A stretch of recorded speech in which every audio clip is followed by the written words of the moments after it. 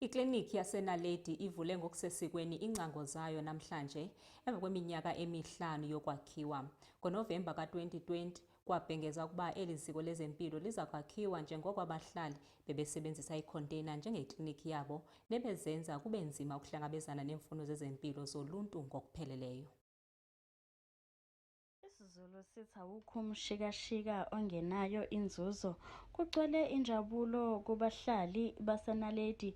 Kuvulwa ngokusemthethweni osukwini lanamhlanje umtholampilo wakule ndawo. Kuzokhumbuleka ngeledlule umkhandlu dolobha waseGoli odlulisa amazwi enjabulo ukumemezela ukuphothulwa ngempumelelo kweprojekthi yokwakha iNaledi Clinic eyenziwe yiJohannesburg Development Agency. The Executive Mayor, Councillor Dada Morero, and our MMC for Health, Councillor Eni Makafula, were officially opening the new clinic.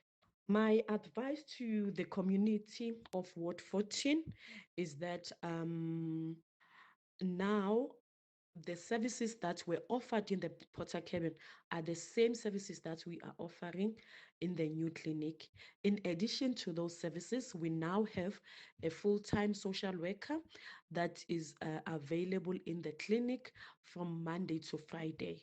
So we are very grateful for the city of Joburg to have a social worker, because that's a rare service that the community have been waiting for. Emumva kokuhlolwa kokugcina umnyango wezokwakha wedolobha uqinisekisile ukuthi lesi sikhungo sesikulungele ukusebenza nokubeka ingqophamlando ekuthuthukiseni izinsiza zezempilo emphakathini.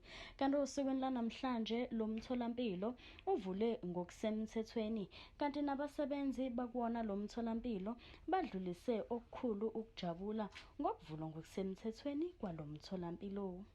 Ezindabeni zaSoweto TV, ngikunobuhle wakwaNdlovu, ngibika ngiseNaledi.